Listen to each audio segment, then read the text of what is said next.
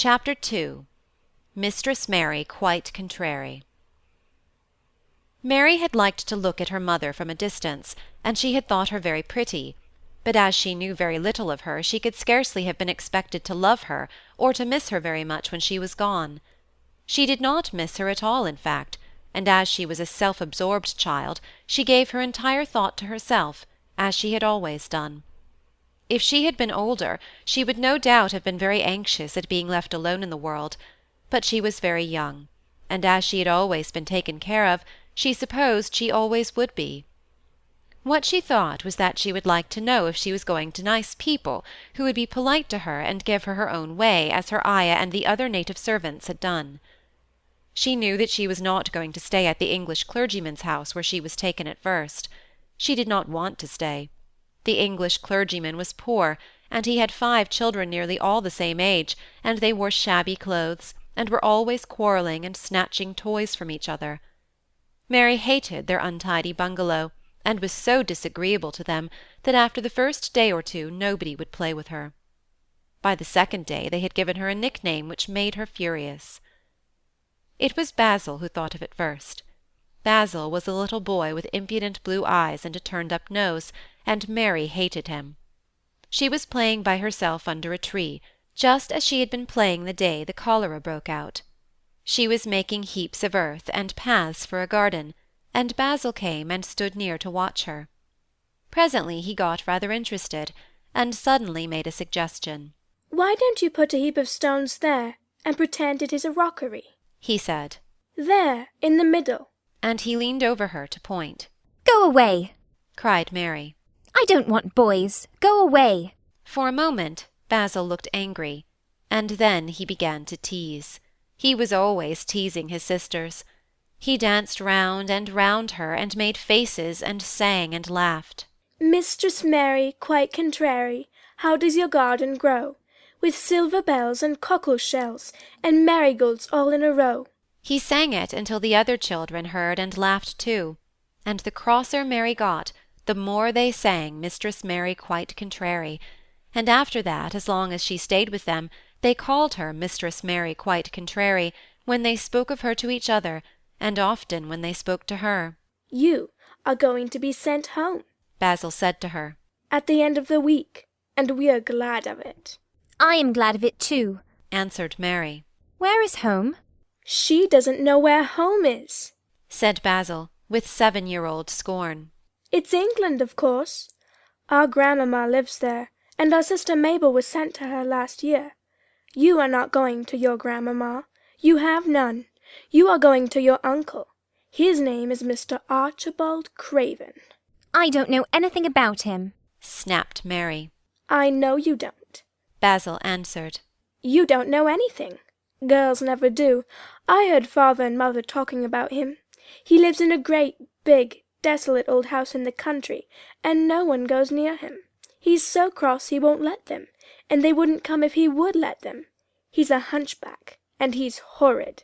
"I don't believe you," said Mary, and she turned her back and stuck her fingers in her ears, because she would not listen any more. But she thought it over a great deal afterward, and when Mrs. Crawford told her that night that she was going to sail away to England in a few days and go to her uncle, Mr. Archibald Craven, who lived at Misselthwaite Manor, she looked so stony and stubbornly uninterested that they did not know what to think about her. They tried to be kind to her, but she only turned her face away when Mrs. Crawford attempted to kiss her, and held herself stiffly when Mr. Crawford patted her shoulder. "She's such a plain child," Mrs. Crawford said pityingly afterward. "And her mother was such a pretty creature. She had a very pretty manner, too, and Mary has the most unattractive ways I ever saw in a child. The children call her Mistress Mary quite contrary, and though it's naughty of them, one can't help understanding it."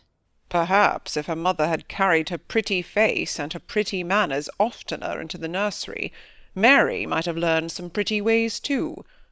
It is very sad, now the poor beautiful thing is gone, to remember that many people never even knew that she had a child at all." "I believe she scarcely ever looked at her," sighed Mrs. Crawford. When her ayah was dead, there was no one to give a thought to the little thing. Think of the servants running away and leaving her all alone in that deserted bungalow. Colonel McGrew said he nearly jumped out of his skin when he opened the door and found her standing by herself in the middle of the room. Mary made the long voyage to England under the care of an officer's wife, who was taking her children to leave them in a boarding school. She was very much absorbed in her own little boy and girl, and was rather glad to hand the child over to the woman Mr. Archibald Craven sent to meet her in London. The woman was his housekeeper at Misselthwaite Manor, and her name was Mrs. Medlock. She was a stout woman, with very red cheeks and sharp black eyes. She wore a very purple dress, a black silk mantle with jet fringe on it, and a black bonnet with purple velvet flowers, which stuck up and trembled when she moved her head. Mary did not like her at all, but as she very seldom liked people, there was nothing remarkable in that. Besides which, it was very evident that Mrs. Medlock did not think much of her. "My word, she's a plain little piece of goods," she said. "And we'd heard her mother was a beauty. She hasn't handed much of it down, has she, ma'am?" "Perhaps she will improve as she grows older," the officer's wife said good-naturedly. "If she were not so sallow and had a nicer expression. Her features are rather good. Children alter so much." "She'll have to alter a great deal," answered Mrs. Medlock. "And there's nothing likely to improve children at Misselthwaite, if you ask me."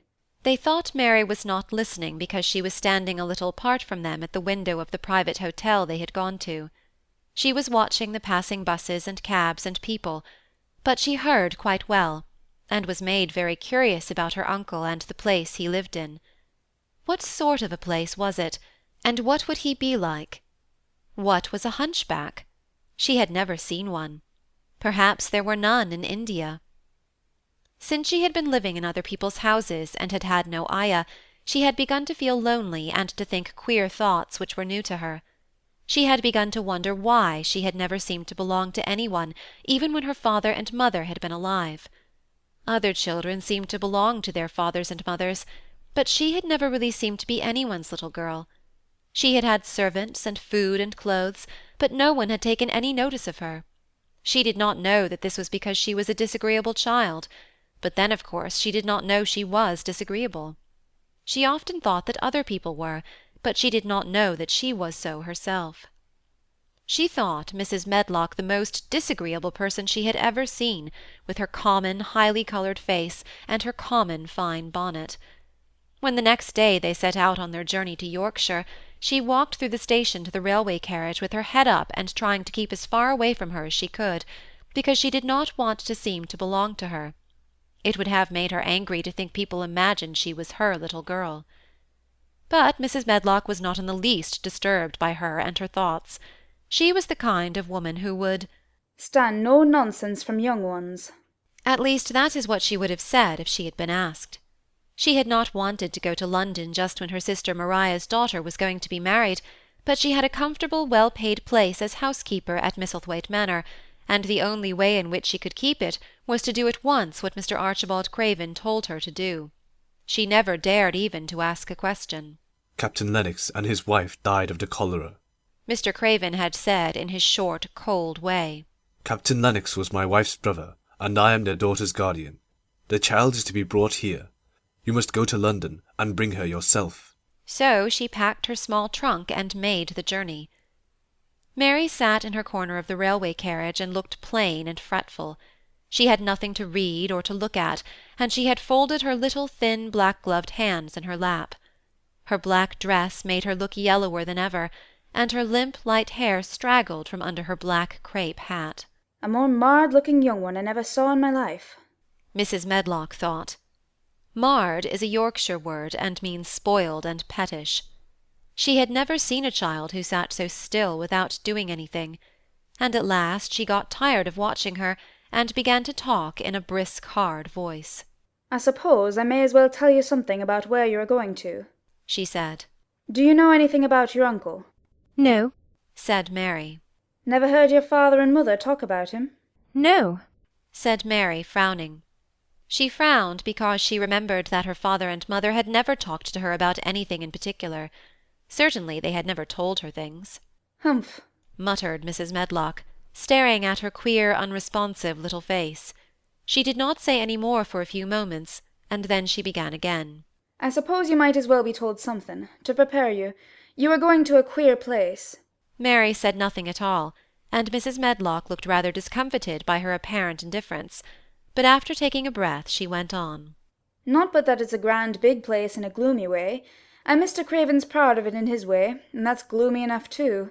The house is 600 years old, and it's on the edge of a moor, and there's near 100 rooms in it, though most of them's shut up and locked, and there's pictures and fine old furniture and things that have been there for ages, and there's a big park round it and gardens and trees with branches trailing to the ground, some of them. She paused and took another breath. But there's nothing else. She ended suddenly. Mary had begun to listen in spite of herself. It all sounded so unlike India, and anything new rather attracted her. But she did not intend to look as if she were interested. That was one of her unhappy, disagreeable ways. So she sat still. Well, said Mrs. Medlock. What do you think of it? Nothing. She answered. I know nothing about such places. That made Mrs. Medlock laugh, a short sort of laugh. But you are like an old woman. Don't you care? It doesn't matter, said Mary. whether I care or not. You are right enough there, said Mrs. Medlock. It doesn't. What you're to be kept at Misselthwaite Manor for I don't know, unless it's because it's the easiest way. He's not going to trouble himself about you, that's sure and certain. He never troubles himself about no one. She stopped herself as if she had just remembered something in time. He's got a crooked back, she said. That set him wrong. He was a sour young man, and he got no good of all his money and big place till he was married. Mary's eyes turned toward her in spite of her intention not to seem to care. She had never thought of the hunchback's being married, and she was a trifle surprised. Mrs. Medlock saw this, and as she was a talkative woman she continued with more interest. This was one way of passing some of the time, at any rate. She was a sweet, pretty thing, and he'd have walked the world over to get her a blade of grass she wanted. Nobody thought she'd marry him, but she did, and the people said she married him for his money, but she didn't. She didn't. Positively. When she died. Mary gave a little involuntary jump. Oh, did she die? She exclaimed, quite without meaning to. She had just remembered a French fairy story she had once read, called Riquet à la Houppe. It had been about a poor hunchback and a beautiful princess, and it had made her suddenly sorry for Mr. Archibald Craven. Yes, she died, Mrs. Medlock answered. And it made him queerer than ever. He cares about nobody. He won't see people. Most of the time he goes away, and when he is at Misselthwaite he shuts himself up in the west wing, and won't let anyone but Pitcher see him. Pitcher's an old fellow, but he took care of him when he was a child, and he knows his ways. It sounded like something in a book, and it did not make Mary feel cheerful. A house with 100 rooms, nearly all shut up and with their doors locked. A house on the edge of a moor, whatsoever a moor was, sounded dreary. A man with a crooked back who shut himself up also. She stared out of the window with her lips pinched together, and it seemed quite natural that the rain should have begun to pour down in grey slanting lines, and splash and stream down the window-panes. If the pretty wife had been alive, she might have made things cheerful by being something like her own mother, and by running in and out and going to parties as she had done in frocks full of lace. But she was not there any more. You needn't expect to see him, because 10 to 1 you won't, said Mrs. Medlock. And you mustn't expect that there will be people to talk to you. You'll have to play about and look after yourself. You'll be told what rooms you can go into, and what rooms you're to keep out of. There's gardens enough, but when you're in the house, don't go wandering and poking about.